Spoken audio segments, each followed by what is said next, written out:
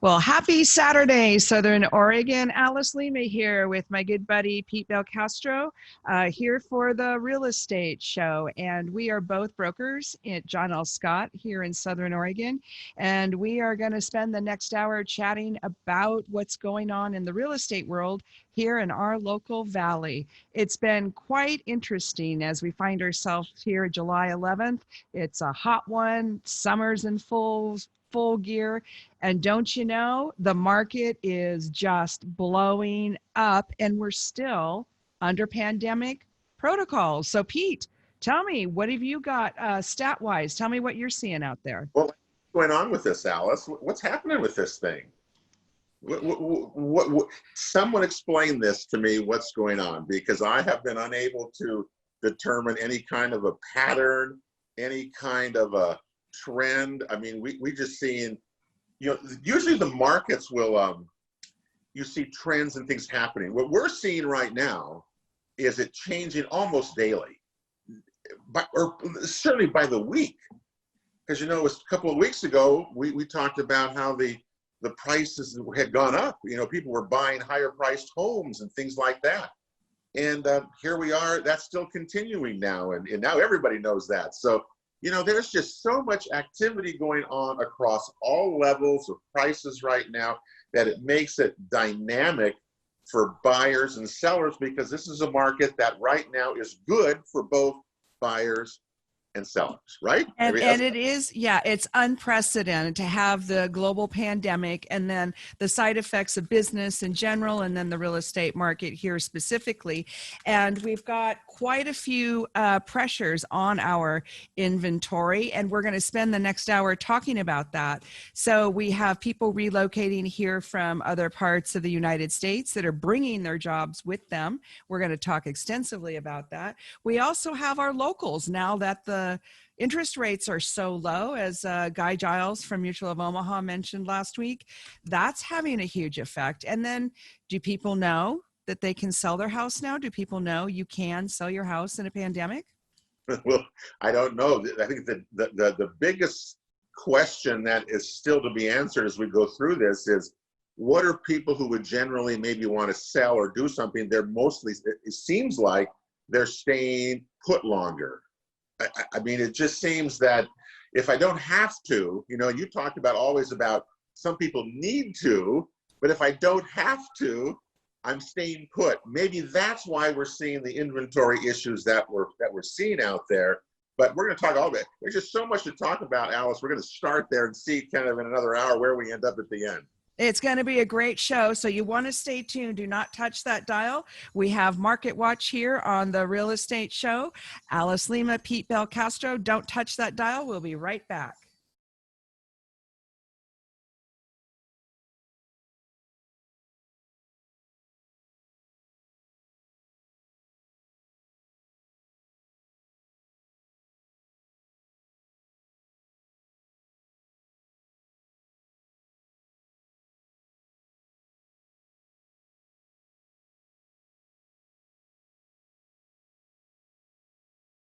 Well, welcome back to the Real Estate Show, Southern Oregon. I'm Alice Lema here with Pete Belcastro. We're both brokers, real estate brokers at John L. Scott Real Estate Company here in Southern Oregon. And we have such an exciting show for you here today. It's the middle of summer. It's the middle of July. We're still under pandemic protocols with the corona. And our real estate market is having all kinds of reactions. And Pete's been doing some homework on the stats. I've got some updates about what's going on with the trends, and you just don't want to miss a minute of this. So Pete, let's start with you. What have the stats told us this week?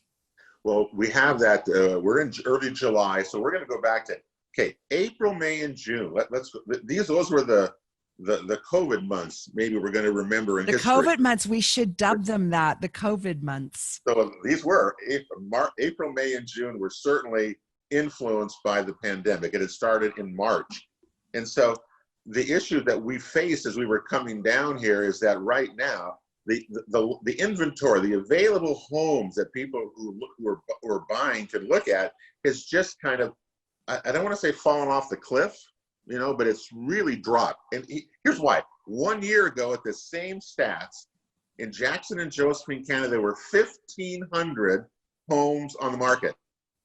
Okay. Which still isn't very much. Let's put that in perspective. That's still a tight market. Well, but that's a lot. I mean, it's quite a bit. Okay, but 1,500. Today in the two counties, there are 800. They are down almost 50%, not quite, almost 50% fewer homes on the market for people to view. So that is affecting everything else around the market. Don't you think? I mean, what do you're showing a lot of properties as I am, and I'm really finding I'm not getting a lot of new things to look at for people that we don't find anything. What about you? Well, it's a very interesting dynamic because, Pete, you and I, we talk about supply and demand all the time. And if we start with our luxury market, that has been very stagnant for quite a while. And all of a sudden, they're getting purchased, and several of those transactions were cash. So what's happening is the relocators, the people that are in the San Jose area, they're in LA, they're in Seattle. We've got some people from Minneapolis. What all these places have in common? They've got a little bit of civil unrest. They've got, the big city stuff going on. If they were able to move their jobs, they're looking for other places to go. But that's not talking about the inventory. That's not solving the inventory issue.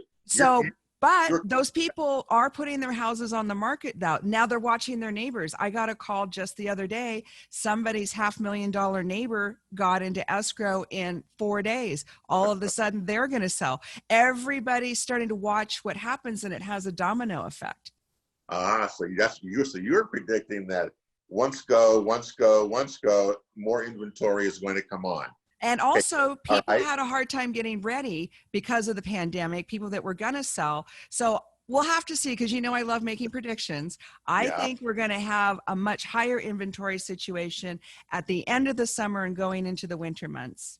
Okay, so I'm going to take the opposite approach to that, because I'm thinking that because of the pandemic and the uncertainty over schools, the uncertainty over fall sports, the uncertainty over jobs, the uncertainty everywhere, that in my thought, that people seem to be wanting to stay put until there's somewhat more normalcy back into the market. I think, there are some people, but I think there's a lot of opportunistic personalities and opportunistic desires. People want to change. They want to sell their house. They want to grab their money while they can, because Southern Oregon goes in cycles. The prices went up with the cannabis and then they went down. They went up with the hemp and then they went down. All right. But here's the problem, though. In Jackson County, there's only 600 available properties. That's all. Can you believe that? 600. A year ago, there were over 1,000. Josephine County only has 200. I mean, that tells you. So something's going to give there. What's even more so, Alice, of all the things that I've seen in watching these things for like years doing the show, was as of June 30th, it was 2 weeks ago, East Medford had as many listings as Ashland did. I've never seen that. And East Medford listings are down about 50%. Ashland's are down 30%. But East Medford, in the Medford area, has really, really whacked 50% down and more in some neighborhoods in Medford. That seems to be the area where the fewest inventory is out there. But everywhere overall, it's about 50% from what it was a year ago. And that, again, is just driving everything. Josephine County is the same way. The biggest one there is in Southwest Grants Pass. It's down 66%. There's only like 10 listings in that entire area of Southwest Grants Pass. So, and part of the attraction to Josephine County is not only price, but it's lifestyle.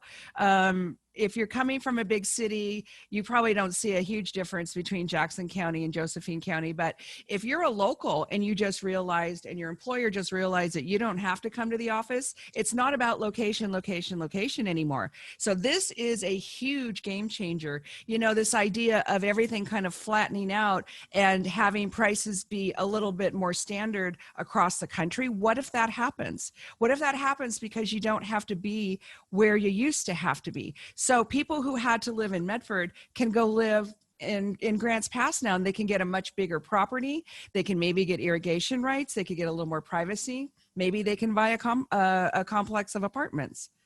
Well, again, there are opportunities because interest rates are where they are, giving people this chance to do this. There's no question about that.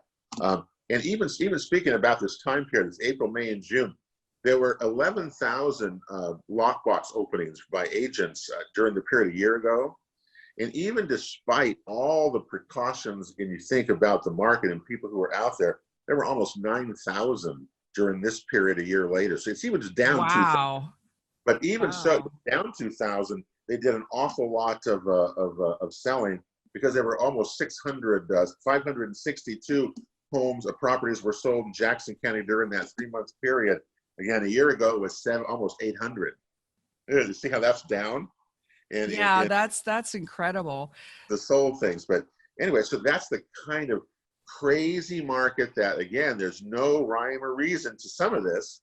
But it's out there and it's taking place, and we're really seeing a lot of sales as a result of this and demand that I've never really seen it this way before. Really, Well, and people are really making their minds up hard and fast. And I'm noticing it doesn't matter if you're a buyer or a seller, you're making your mind up right now. And we've always talked about people that want to sell or buy versus have to buy or sell. And right. having that pressure or that determination that you're going to make your life different for yourself, for your family, for whatever, is very, very motivating. We have elders that have gone through some very difficult times during this corona, and it had nothing to do with the corona. It had to do with their own health, their own family situations, and they have a lot of energy to get their move done. And it's beautiful to watch. It's also hard because a lot of them are leaving these fabulous properties that they've lived on for decades, but they're worried, their families are worried, and all of a sudden that's opening up the inventory for other people to purchase. So I really see a domino effect and quite a churning. You know, people are going to put the property on the market, it's going to sell. They're going to go buy something else. All right. And what is selling? That's the next question. Everything. All of a sudden, everything. Well, it's as crazy as that sounds. Let's just look at last week. Okay, just last week through July the 4th. It was a holiday here. Jackson County had 91 pending sales, 72 closed sales. Both of those compared to the weeks earlier, Alice, was 101 the week before pending sales, and there were 63 closed sales the week before. So closed sales are up, pending sales were down a little bit last week. But the median price in Jackson County, first time I've ever seen this for a week, is over $407,000 is the median price on those 72 closed sales. See, it's like, there we go. There go our prices. Prices went up. But it was also sold in that time period, as you mentioned, there were $3 million plus sales added to that 72, things like that. So there was a lot of high-end sales that we've been talking about. 2 weeks ago, we told you that higher priced properties were really beginning to sell. And so just in Jackson, if you look at it here, in Jackson County, of the 72, let me get this right. Of the 72, there were a total of 27 of those. I'm sorry, 20, I'm sorry, Alice, 27, 35, 35 of the, half again, same way. Half of the 72, 35 were above 350,000. Wow. So now is being above what has been the hottest sales price of 250 to 350. Half the market now is going above that.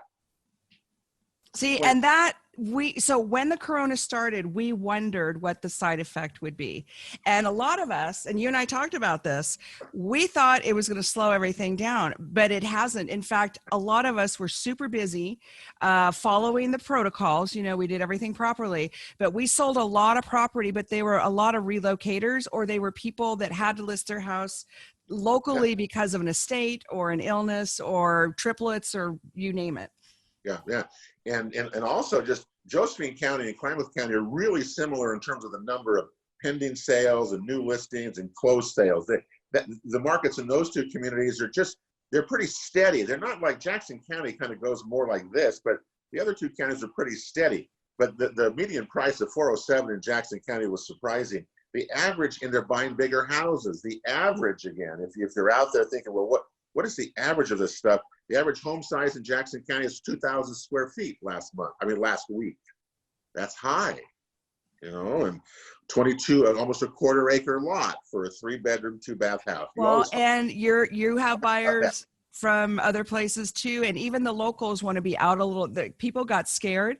This Yeah. lockdown thing really made them understand their housing situation, and they don't want it anymore. They want to work from home now. So 4 bedrooms with an office, way popular, and builders don't build those. They build 3-bedroom, 2 baths usually. So Yeah. it's going to be, and the thing about adding cottages, you Uh-huh. cannot do that in the county. If you're outside the city limits, it's 1 dwelling per tax lot. So maybe we need to have some conversations with our county commissioners.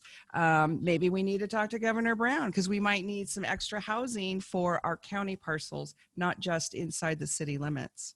Well, if we could do that, I can't even imagine how important that is to those properties to have that in terms of their value, but just for the housing that it would help, that we're so desperate to see. Well, one other thing, John L. Scott, we're going to be out of time here, so we'll come back with this. But after our break, Alice, let's talk about the housing update. How much inventory is out there? What should people be looking for right now? What are they going to find when they start looking in these price categories? That's a real good topic to think about, because it's changing literally by the, I'm going to say the day, it's changing by the week for sure. Yeah, it is. It is. And if you are thinking about selling your house, please call us, because we do need more inventory and we can get you sold without a bunch of fuss. Sometimes if you're in a different kind of market, the sellers sit there for a while and it's pretty frustrating. So this is an excellent time. Yep. So we'll be right back with a message from our sponsors. It's Alice Lema and Pete Belcastro from the Real Estate Show here on News Talk KCMX Radio 880. We'll be right back.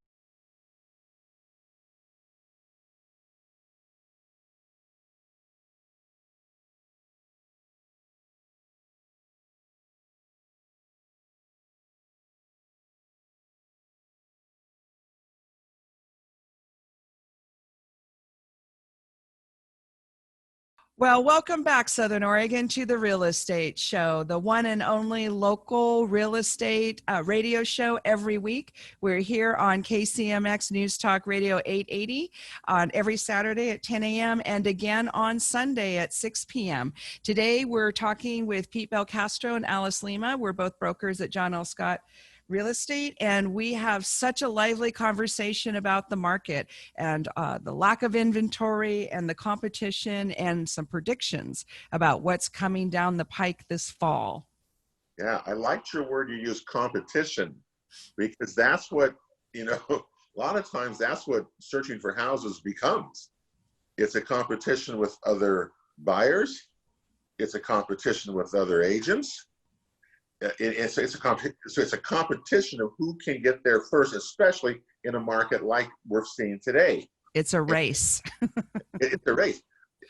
You just tell us, before we get into this thing, I've been showing a lot of property. I've been showing a lot of rural property, mostly to out-of-state buyers. And it amazes me as we sell them, as they go through this, they move here, how much our communities change, Alice. With so many new people coming here, year after year. If 40% of the sales are from out of state, and that may increase this year. I think that may increase quite a bit. We'd like to see that stat sometime about, is it more out of state people that came in 2020 as a result of the COVID? That'd be something to see. I don't know. But you're showing a lot of properties. What are you seeing? I'm listing a lot of properties.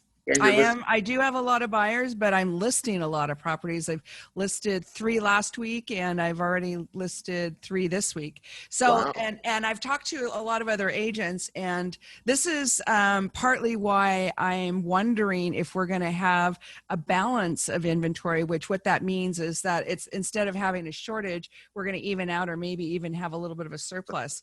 But what's interesting is when you put a house on the market, depending on the price and the condition, information. You have a prediction with the owner of the home about how soon it's going to sell, when you're going to have showings, that kind of thing. And so there is a huge acceleration of reaction. So you put a house on the market that you're expecting to have maybe 5 or 6 showings in the first weekend, and you get 13. Yeah, and it's all price ranges. Yeah. Well, selling right now is certainly an opportunity that doesn't come along very often for sellers to get into a market like this. So selling, again, it's got to be priced right. It's got to be move-in ready to me, and those kinds of things. They're going to get they're generally going to get close to their asking price. Don't you think? Isn't that what you're seeing? Well, not only that, but the cash buyers are a real game changer, and it works in an up market and a down market, because the cash buyers do not get an appraisal. So if you overprice your house and somebody comes in and they really want it, and they just give you what you're asking for, that changes the comparables that the appraiser will use for 6 months. And so all of a sudden, the neighborhood that might have been worth $300,000 is worth $330,000 in one day. And all of a sudden, all the neighbors have all this extra appreciation, and they're jumping on the bandwagon. Even if they weren't thinking of selling, a lot of them are just cashing out. Those are the buyers I mean, the sellers that you see them, absolutely. And then they become buyers because they have no place to live. They don't. Yeah, it's amazing here. Okay, so how fast are they selling? Okay, if you're looking in the $0 to $250,000 range, there's less than a 1 month supply in June last month. There's less than a 1 month supply of inventory, 0.8 supply, and 54% of those listings sold in the first 30 days. A lot of those, the reason that's down, that number is, to me, is 54%, because a lot of properties in that category need a lot of fixing up. And so they tend to stay on the market a little bit longer. But if you go to $250,000 to $350,000, there's a half month supply of inventory in this county, and 82% of those properties sold in the first 30 days. That is amazing. $350,000 to $500,000, there's a 1 month supply of inventory. 58% of them sold in the first 30 days in June, and it goes down. The luxury market is actually, the luxury market not that long ago had a 2.5-year supply of inventory. From our stats that we share with you, 2.5-year supply. That's dropped to about a 6 month supply. There's been that much change in the luxury market, as you said earlier. That's and changed. Again, these are groups of people, mostly related is what I'm observing.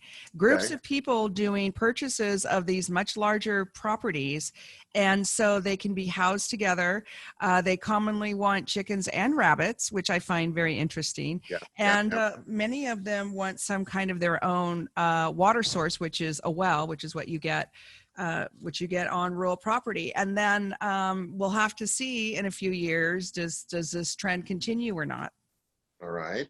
Yeah, you talked about rural properties. They continue to do really well. And I think that from what I'm seeing from the buyers that I'm showing these properties to and selling these rural properties to, is that same thing, that they want space, they want to be away, they got to have internet access or satellite access for being able to work from there. But the prices in the rural properties are rising at a faster rate now than they are for residential properties. This happened, remember, Alice, this happened right in the run-up to cannabis. It happened in the run-up to hemp. But then there was a downturn, remember? It went up and then it went down, and then it went up and then it went down. So now we're going up again. And a lot of people are going, oh, we're up again. Quick, honey, let's sell. We're up again. We are absolutely up again because of the buyers coming from out of state wanting to buy these properties. I think so. In Jackson County, again, that 3-month period, the COVID months. The COVID months. I love that. 154 rural properties were sold in Jackson County. The average price was $472,000. and prices were 10.7% higher than they were a year ago. 10.7%. That's double digits.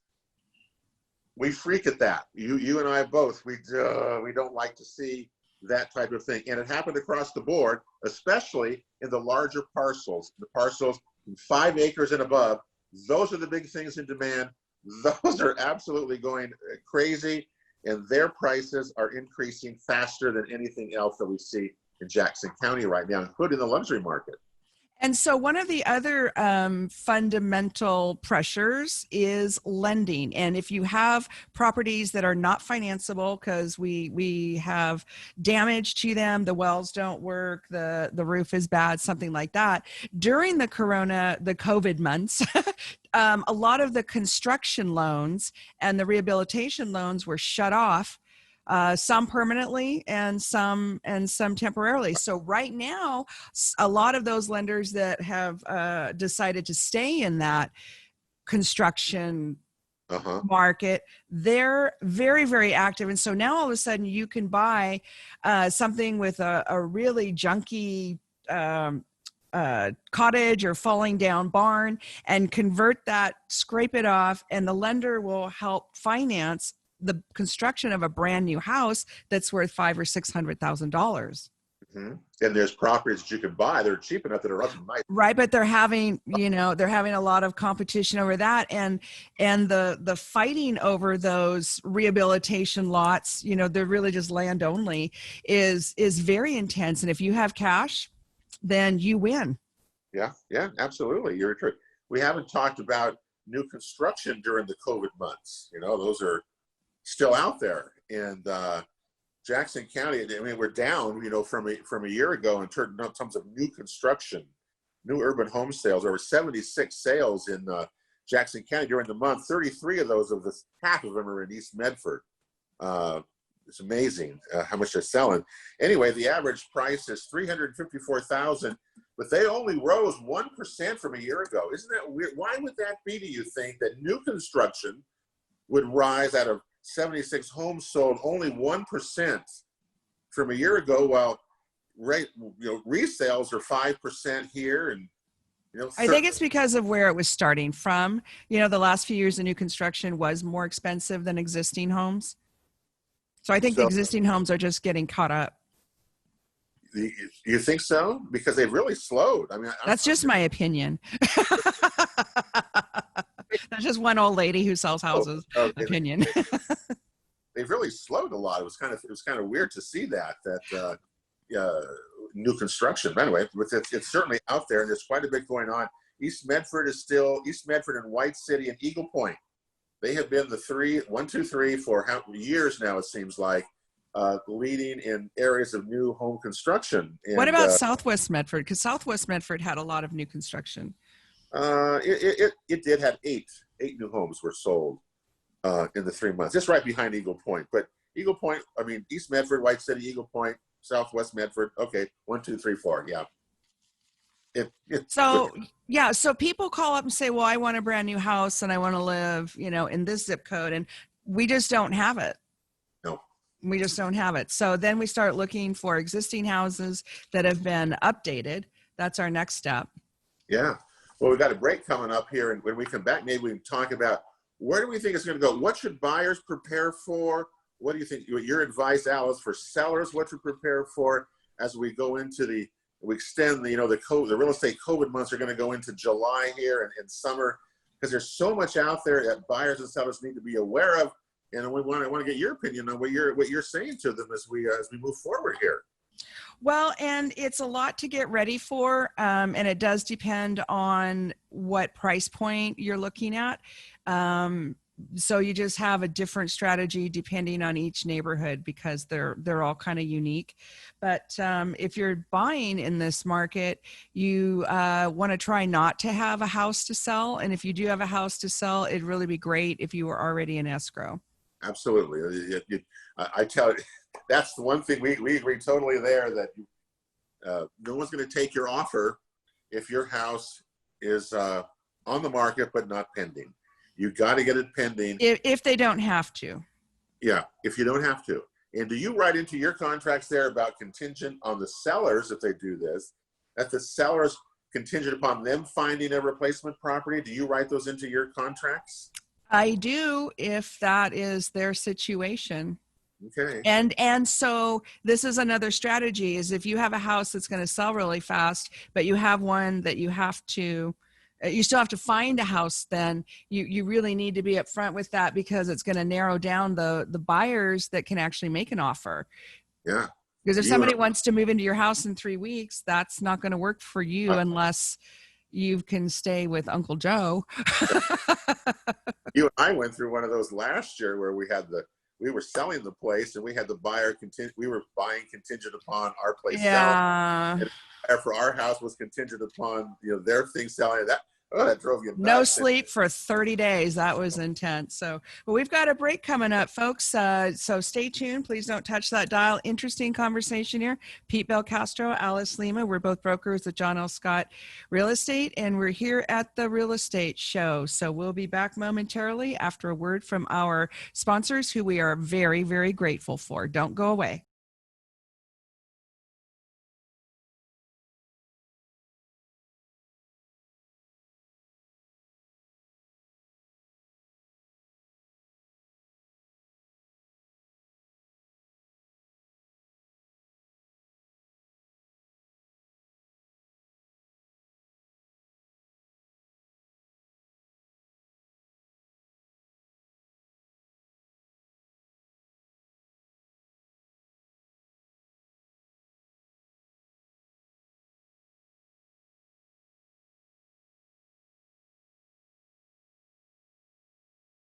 Well, welcome back, Southern Oregon. It's Alice Lema and Pete Belcastro. We're both brokers here at John L. Scott, Southern Oregon, and we're here at the Real Estate Show. And we've got 10, almost 11 years of real estate shows taped on our website, realestateshoworegon.com. You can go to the website, realestateshoworegon.com, and check out lots and lots of really interesting interviews, lots of great education. And today we're just finishing up talking about the market reaction, or housing market reaction, to the corona, and also the rest of the United States deciding that they want to live somewhere else and they're bringing their jobs with them. Pete, before the break, we were just talking about some of the differences between real property buying and selling, how to get ready. Yeah, and before you do that, you brought it up about people moving here and stuff. Realtor Magazine, which is Realtor, anyway, they had an article there, and I wanted to read you one quote from it, Alice. It said, nearly 30% of respondents living in a high-density urban area say that the pandemic is promoting them to want to move by the end of the year. See, and I think that's going to go up. It could be, because this is more than double the rate of those living in rural parts of the country.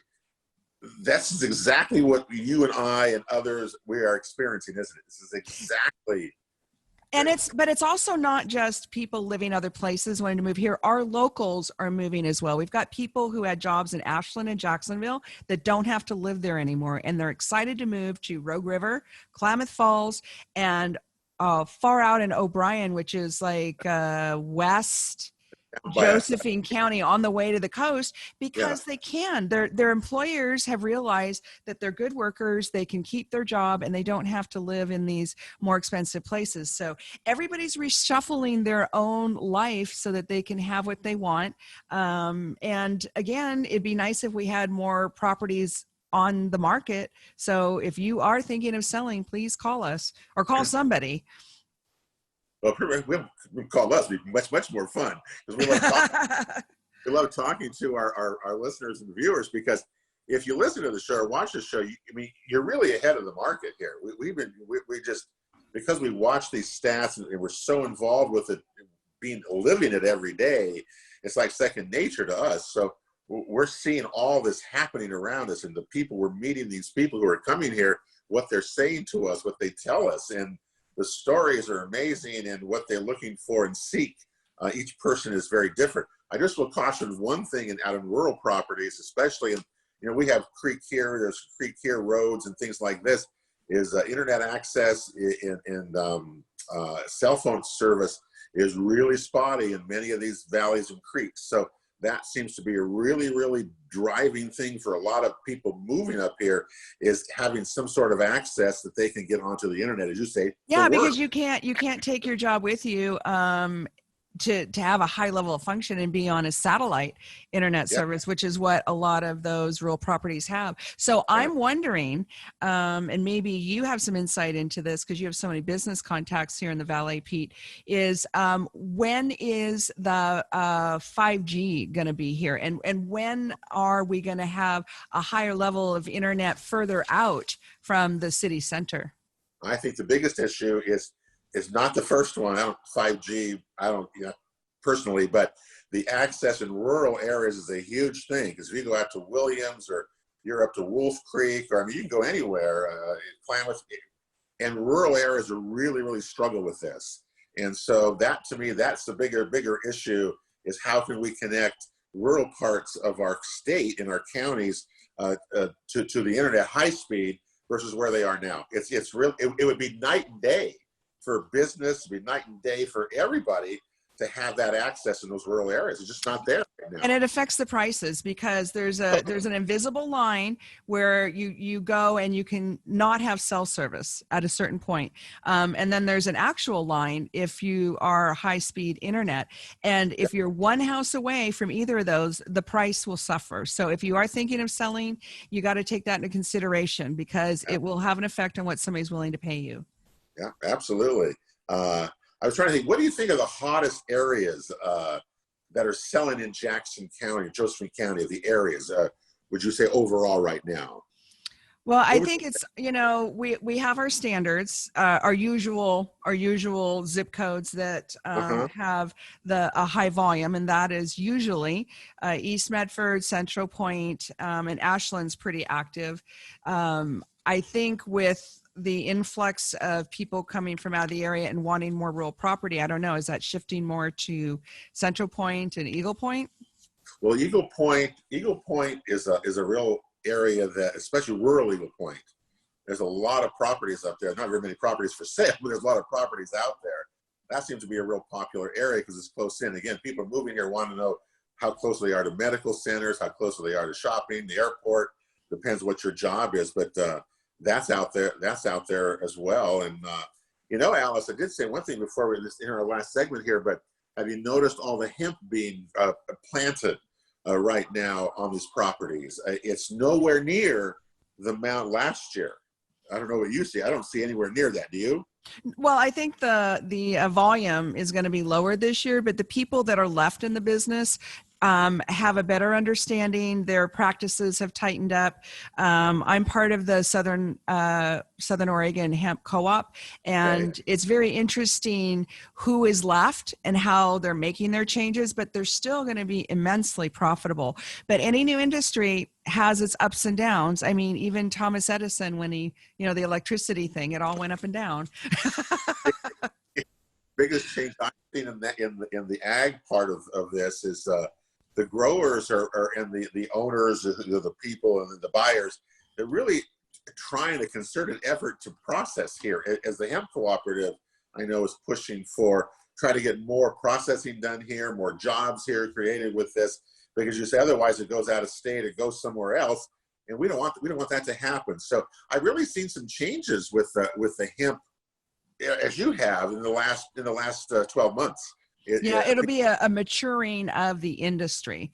Yeah, oops, sorry, go ahead. It's very different. Just like the cannabis is too. When you're out watching, it's slimmed down. There's not as many. There's not. It's just maturing. It's changing, and just so be aware of those things also. That they're still out there and they're very popular, but it's changing, and I think it's changing for the better. Yeah, it is. It is. And we have more standardization with the farm practices in the hemp industry and also the purchasing practices. So, it's all evolving right before our eyes here in our little valley. Well, before we go, I'm going to hold you to your prediction. You're saying now, okay, I want you to hold this. We're going to see more inventory, you say, across the board in the next 2 months. And then by the time we get to September 1st, we're going to have over 1,000 again, you think? I do. I really do. And I'm just basing that on my own activity and talking to other agents. There's a lot more in the pipeline than people realize. That the problem is we're also going to start seeing some short sales. So there may be more properties to choose from, but they're going to be really hard, much harder to buy. And yeah, and I don't see this being a crash. I don't see it being a big problem. I think it's going to be a shallow dip, but we do have people that are in the process of losing their houses. Yeah. Because of the corona, because of the shutdown. Because of the real estate COVID months, we're going to remember them as in the future going forward, right? The COVID months, yes. COVID, April, July. April, May, and June. Hopefully not too many more of them as well. Well, I believe you. I'm going to go with you because you're the top agent and you see it firsthand every day as well. So I hope you're right. I really do. I hope you're right. Well, we'll see. We always go back and check. So, well, thanks, folks, for listening. You can catch a repeat of this show tomorrow, Sunday at 6 p.m. on KCMX News Talk Radio 880. Thank you, Pete Belcastro. Always a great conversation. Alice and Pete, John L. Scott Real Estate. Give us a call if you need any help. And if you want to talk consultation, have a cup of coffee, we're always here. Otherwise, enjoy the beautiful Southern Oregon weekend. Bye now. Bye.